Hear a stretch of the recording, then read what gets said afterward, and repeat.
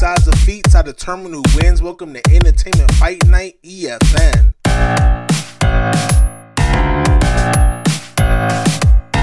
Hello, this is War with Words, and I bring to you EFN, Entertainment Fight Night. Today I present to you Storm, the Weather Goddess, versus Starfire, the Tamaranean Princess.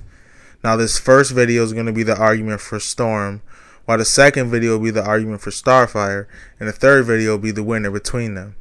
Now let's begin. Now to start off for Storm, I'm going to show some of her defense and what she can do to block Starfire and her attacks. Here she's shown blocking Gambit's cards, which are, around bullet speed, have knocked blows out the air, very fast, powerful.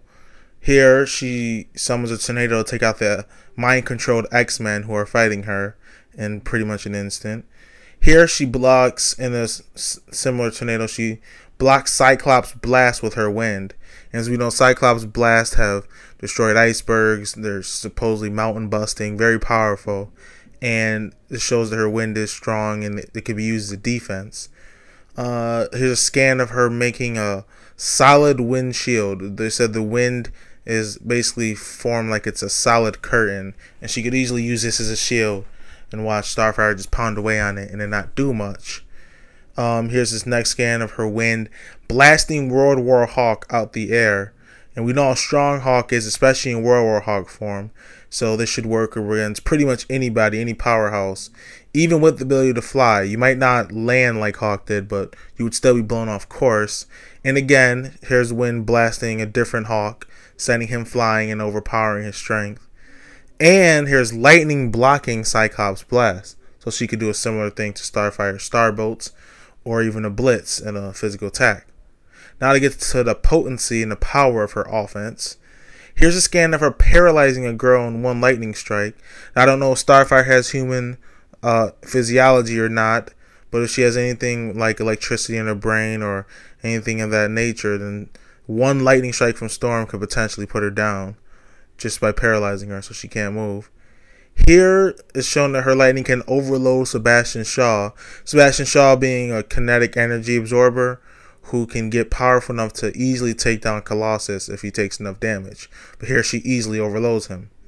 In this scan, it shows her getting the attention of Silver Surfer, and it looks to even hurt him as he kind of screams out and arches his back in pain. And of course, Silver Surfer sits in the middle of black holes, takes supernovas, planet-busting attacks, and hurt him is very impressive. In that same fight, it shows her scattering and dissipating Stardust, another Herald of Galactus. Here shows her solar winds, should they be anywhere near space, should Starfire take her up there, or should, Storm just summon some weather from space. Her solar winds here hurt Gladiator, who's basically a Superman type. Here she shows a giant tornado. Next here she shows that she easily destroys and moves 300-ton items with wind.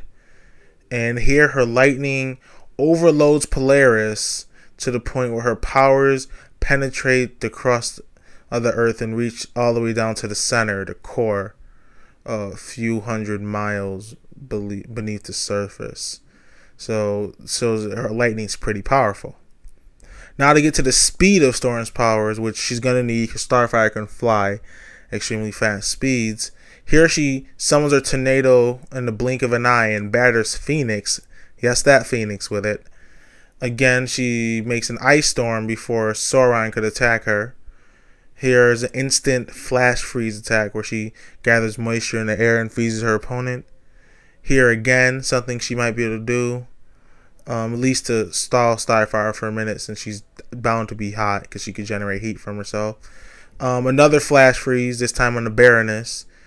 And again, it's done mid-laugh. It's a pretty fast move. Here it's described that it takes less than a conscious thought to activate. And here it says that her powers go on and off with a thought. So overall, Storm has many defenses to take out people as strong as Starfire, and to at least block her attacks with lightning and wind. Her potency of her offense is enough to hurt Heralds of Galactus, such as Silver Surfer and Gladiator, and people like Sebastian Shaw overload him, and has enough energy to make Polaris' magnetic powers reach to the center of the Earth, which again, very impressive. and her powers activate fast enough in the blink of an eye or the speed of thought that she should be able to get up a defense or even an attack before Starfire gets serious and starts going at extreme speeds. And that's just my analysis. If you want to see more, go check out the videos on my channel and visit my site at warwithwords.com. That's warwithwords.com.